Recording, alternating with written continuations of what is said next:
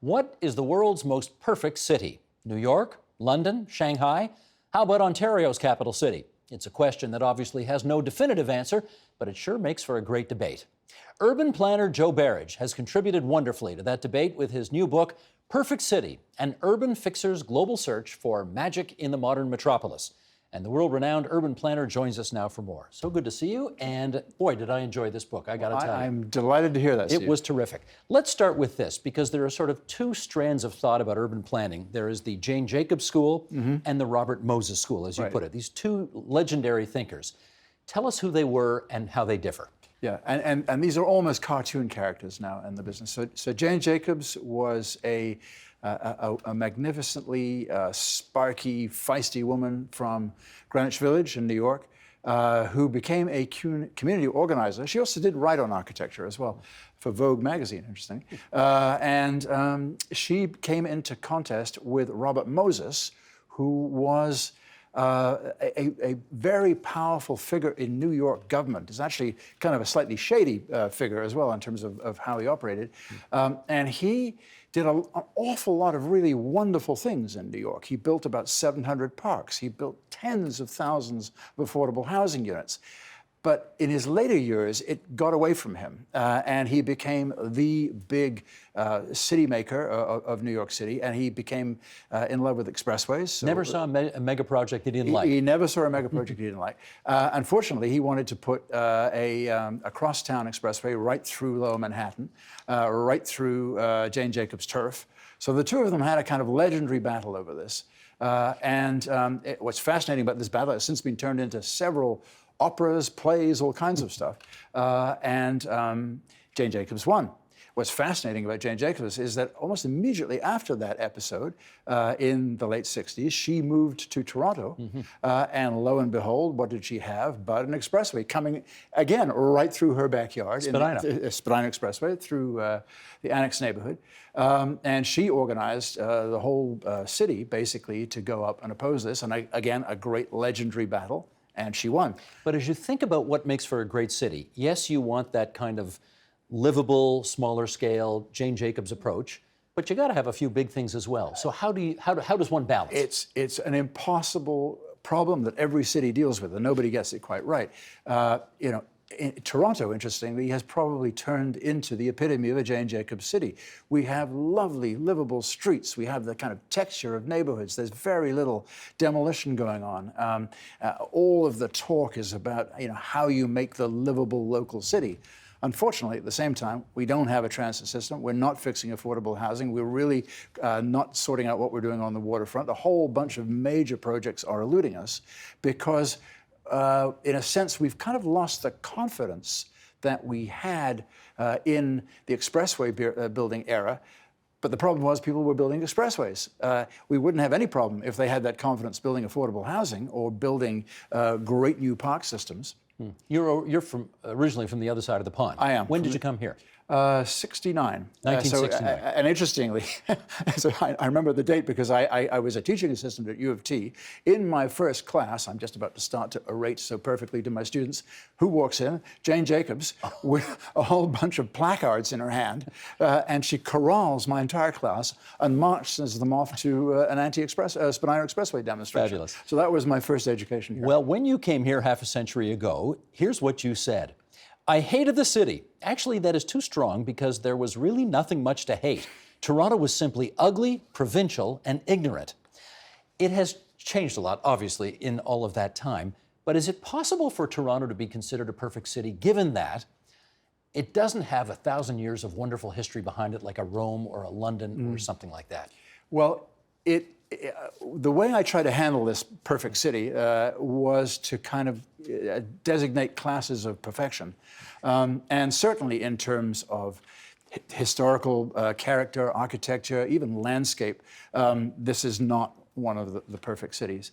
But interestingly, in the category of what makes an incredibly livable place, Toronto, I think, is probably the best in the world. We accept 125,000-ish immigrants to the city every year. This is twice as many as London or New York, and we've become now a city which is 50% of the residents of the city were not born in Canada. I'm going to come back to that immigration issue, but because you go on to say this city needs a confident image of itself as a global city, which you think we don't have. No, we don't. I mean, I think we've been, in a funny way, Canada lacks that confidence too. It's a kind of second-tier country. So we are the major city in a second tier. We've always regarded ourselves as not in the top 10.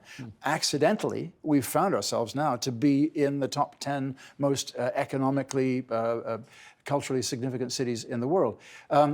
We never intended this to happen. I think, frankly, Torontonians, Canadians would be very happy just living comfortable, good, satisfying lives.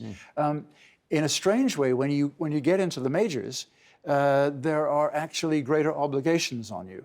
And certainly a city of this scale has to concern itself about how you move around, how you have a transit system, how you cater for affordable housing, a bunch of other things. We'll come back to that. But I think there's never been a really big project in Toronto that the city didn't say, well, maybe I don't think I'll do that. And I'm not sure we've got the luxury of that reticence anymore. Well, in your book, Perfect City, you do go through several other world-class cities, and you talk about what you like about them and what you don't like. And I want to start outside of Toronto, which we've talked about a bit now. Let's go to Singapore. There's very little traffic in Singapore. How come? Well, you know, people talk about the war on the car in Toronto and Ontario. If you want a war on the car, first thing you do is you limit the ability to buy a car unless you buy kind of a ticket to be able to buy a car. And the ticket price is bid out. So right now it's about $75,000, $85,000 just to get the right to buy a car. Then you go and buy a car. And only 1% of the fleet is renewed every year, so there's a very limited number of tickets issued. Then you buy the car, it's almost doubled in price for import duties. Then you have a very elaborate system of road tolling. So basically, it means that there is very little congestion. They've actually, the roads are, if anything, a bit too fat to accommodate the little traffic they have. But they have a superb transit system, absolutely superb transit system. So they've decided to completely readjust how people move around and almost get rid of the private car. Being gay in Singapore is illegal. Yep. People are caned or whipped for drug use or public drunkenness. Yep. How can any city that does that lay claim to being a perfect city? No, every city, as I say, it doesn't win in every category. On the gay anti-gay legislation, as they politely put it, is not enforced. The anti-drug activity is really consequential. And again, it's one of these pieces of social policy that just makes you shudder, but it's very effective. There is no crime in Singapore. And you know from the stats, it's a very high price to pay. But they have you spend your entire time when you're in Singapore sort of wrestling with these ideas, because we have a natural inclination towards human rights. The constitution, the culture of Singapore is a natural inclination to human responsibilities. You know, yes, you are not allowed to spit your gum out on the sidewalk. As a result, the sidewalk doesn't have any rings of nasty black gum. So you spend your entire time there. That's what I love about the place. Is it kind of kicks you in the butt in terms of the things that you thought were natural assumptions about the way society should be organized. Let me take you back to the motherland. Manchester, England, England. Manchester, England. Okay, you had a fascinating role in the rebuilding of Manchester after there was a terrorist attack. Yep. Can you talk about that? In 1996, the IRA, Irish Republican Army, planted a huge truck bomb right in the middle of Manchester, right outside Marks and Spencer's, which is, you know, in any English city is kind of ground zero of the city centre. And the police amazingly got some advanced knowledge of this and evacuated something close to 75,000 people in about 20 minutes. So wonderfully, nobody was killed, but the bomb went off and really blew the whole city center to pieces. And then you got a phone call. And then I got a phone call. I was up at a cottage, and I had worked for the city of Manchester before, and it was kind of an all hands on deck. So they said, get over here. And so I spent 3 years commuting back and forth, and we opened that Marks and Spencer's again 3 years after the bomb in a completely remade city center. What did they want you to do? Basically what they wanted me to do was help them figure out, because actually the old city center was pretty awful. It was very ugly. So it was a 1960s redevelopment that it had not done very good things. So what we did was to try and make a very pedestrian-friendly, a very walkable, a very properly scaled city center. We tried to introduce a lot more residential in the core. We really wanted to get the retail activity going because there were some suburban shopping centers out on the edges, and we were worried that if there was no shopping downtown, then there might never be any shopping downtown. But now it's really thriving. It's actually one of the most satisfying things I've been involved in. You go back there and you say, yep, I think we got that right. I didn't know until I read this book how much you dislike architects. And I'm going to read a quote to that effect here. Here's Joe Berridge. You cannot trust architects with an urban problem of any scale or seriousness. They will always go for a bigger, shinier idea. Tell us more about the tension between architects and planners. Hello, architects. I think there's a real difference in city making between architecture and what you might call urban design and city building. And architects are fantastic, wonderful folk, but their focus is on the building. What makes cities work is the place, is the people in that place. You look at those renderings, there's never anybody in them. There's these beautiful shining objects. So the job of a city planner is to get it basically right as a piece of city, and then have wonderful architects put the buildings in where they ought to be and work their magic on it. But if you don't have that, all you get is a bunch of shiny objects. As I mentioned in the book, you go to the new district of Shanghai, Pudong, which is just it's like a menagerie of wonderful shiny objects. Well, in fact, but the city itself doesn't yet work. You have called Shanghai. You've said, I am convinced that Shanghai is destined for global supremacy. And here's the quote. City planning in too many European and North American cities seems to be trapped in small concerns, unable or unwilling to grasp the big levers. The city that can comprehensively reinvent its urban movement systems to a zero-carbon, driverless vehicle, smart city, public-private financed and operated, user-pay, drone-friendly future, that will be the exemplar of this century. In all probability, that will be a new world city. What are they doing on transit in Shanghai that you love so much? Most of all, they're building it. They had no subways in 1993, whatever that is, 25 years ago. They have the biggest system in the world now. And it's extraordinarily modern, it's very efficient, it's very understandable. I mean, I go there, I don't speak any Chinese, and I can't read anything, but I get it, I can move around. They've also, they are accepting, between 750,000 and 1 million new people a year, so 6-7 times what we're growing at here in Toronto.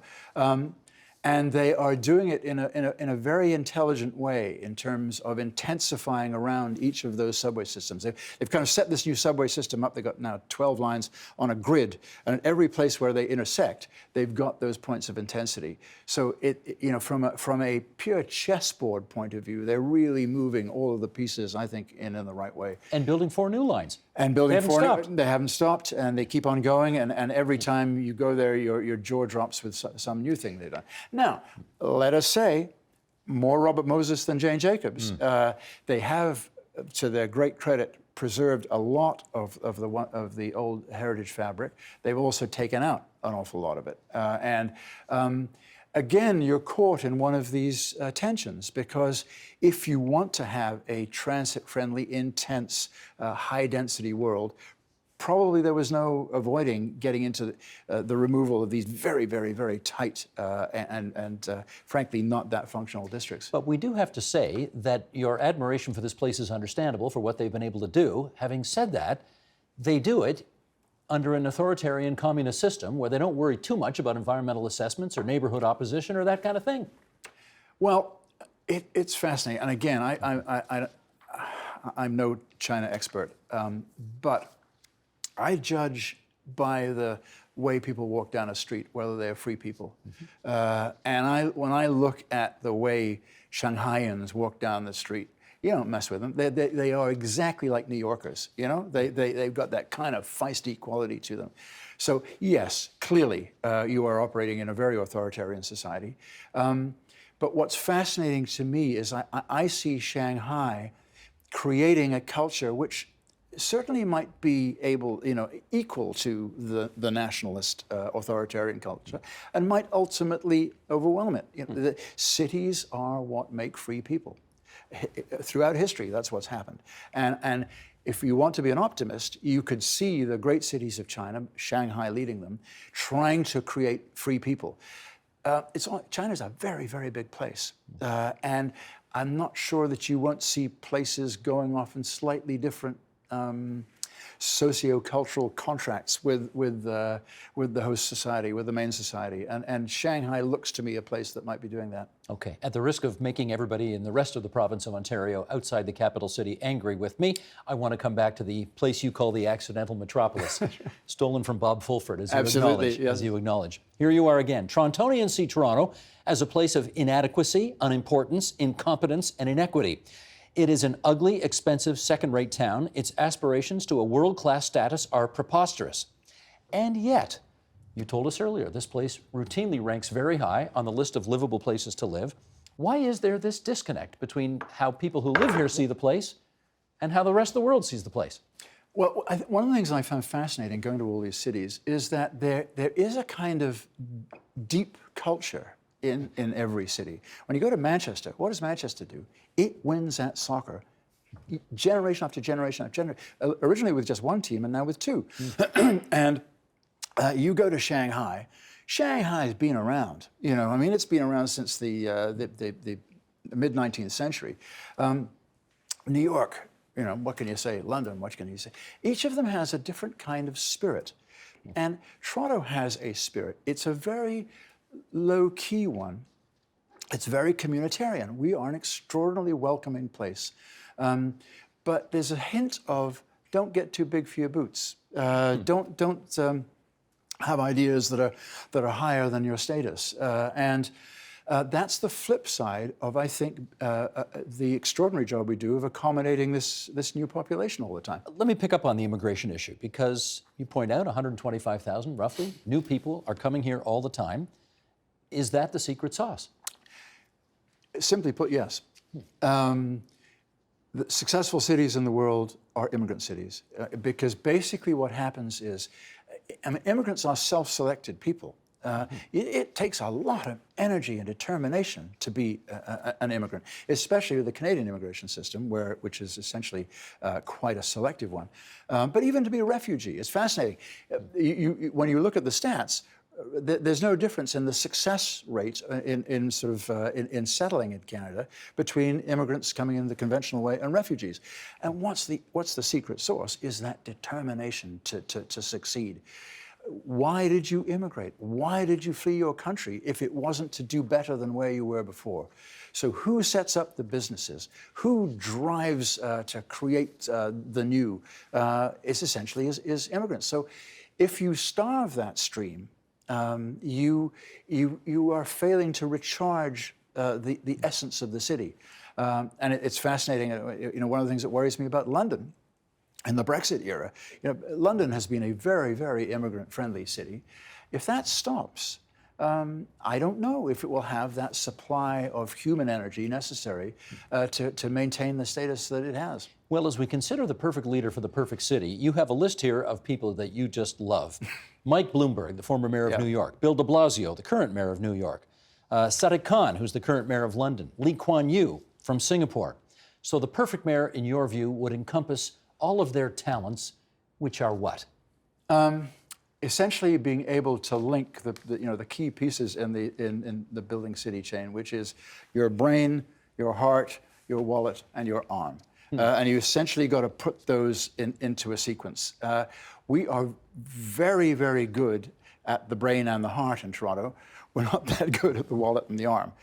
We know exactly what we ought to do. We know exactly what the right thing is to do. We can think it all through endlessly, but we can't actually do it. So what I admire are the urban leaders who figure out how you actually turn that motivation and that aspiration into product. In the 50 years you've been in Canada, who's the best municipal leader you've ever seen? I think David Crombie here. I thought you were going to say him. Mike Harcourt, Vancouver. Huh, okay. How can Washington or Rome not be on your list? Largely because I haven't had the chance to work there. Okay, all right. Because I'm reading the book and I'm thinking, Washington, D.C. is not on the list? Rome is not on the list? Well, Washington is a fascinating place, actually, but it's only become a fascinating place in some ways in the last few decades, when it actually has become much more of a city that engages with the rest of the world. I mean, frankly, for the last half century or more, it's ruled the world. And when you go there, I suspect you feel very much like some guy from Gaul going to Rome in the year 1 AD. You sense that power. Rome, sadly, I don't know well enough. I wish I did. Okay, so the book goes through all of these, how many, a dozen or so cities? 8. Or 8 cities, yeah. Okay. There is no perfect city, but did you come to a conclusion about which one comes closest? No, because I don't think there is. If you want the best transit system in the world, go to Shanghai. If you want to see the best affordable housing delivery, then New York and London are operating in similar kind of ways, and Singapore has, as always, its own completely original idea, which is actually very effective. If you want to see the city that is a can-do city from sort of raising itself up from down below, then Manchester or even Belfast are cities that are doing it. If you want to see the city that best accommodates a really substantial stream of immigration, then Toronto does it best. So can you put all of these things together? I doubt it. I think, historically, perhaps, it's very interesting. I think city's primacy doesn't last very long in any of these categories, perhaps a quarter of a century, maybe a half at best. And you get the distinct sense in London that it has peaked and is going down, although frankly it's peaked and gone down several times in its life before. New York is still in the ascendant. You say New York City is the capital of the world. Right now. Right now. Well, just functionally it is, because it's the heart of the financial system. And that's the other thing that, by the way, you can't ignore. The financial services industry is the biggest industry in any city. And so how the banks are doing, how financial services are doing is hugely influential in the power of that city.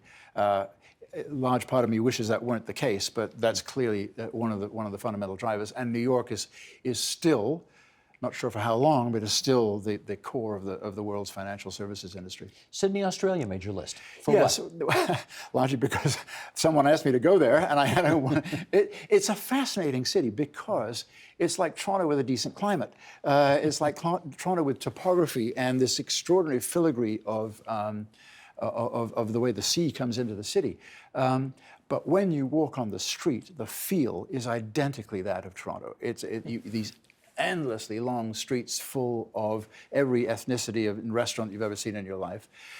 Interestingly, the same kind of slightly muddling around inability to figure out how to get anything done that we've got as well. So it's almost as if there's kind of what I call a Commonwealth sensibility, that there's a way, peace, order, and good government, but don't have any great high expectations. Except that, because you're Sydney, and you're really, whenever you look at a map, Sydney's way down there on the bottom corner, they have to wave a big flag. So they wave a big flag, they do the Opera House. They wave a big flag, they put in the Sydney Harbour Bridge. They wave a big flag, they have a fantastic Olympics. So their impetus to actually strut their stuff is very significant. And again, you can compare that with Toronto, where we've never had that desire to really wave a big flag on the world stage. I want to finish up by getting a bit personal with you, because you mentioned this in the book.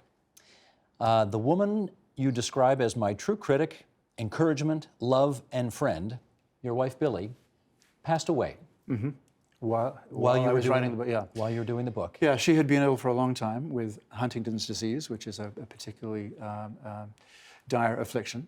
But she was, I met her at university, and she was a New Yorker who had grown up in Paris and was living in London. And I was a country bumpkin. And so I think my affection for cities, was stimulated by suddenly a guy from, as I describe it, from kind of Agatha Christie country, ends up having these three big cities suddenly thrust in front of him and never looked back. How discouraging is it for you that she's not here to see you complete your first book and shout it from the mountaintops? Well, she was, she was a very stern critic when I was going through the, I used to write a lot for the Globe and other places, and she would really dive in, and she would always pick up the tone. So I kind of sense that she, she's still doing that. Awesome. Joe, we thank you very much for coming in. The book is called Perfect City, An Urban Fixer's Global Search for Magic in the Modern Metropolis. A terrific read, and thanks so much. Glad you enjoyed it. Thank you. The Agenda with Steve Paikin is brought to you by the Chartered Professional Accountants of Ontario, helping businesses stay on the right side of change with strategic thinking, insightful decisions, and business leadership. Are you on the right side of change? Ask an Ontario CPA.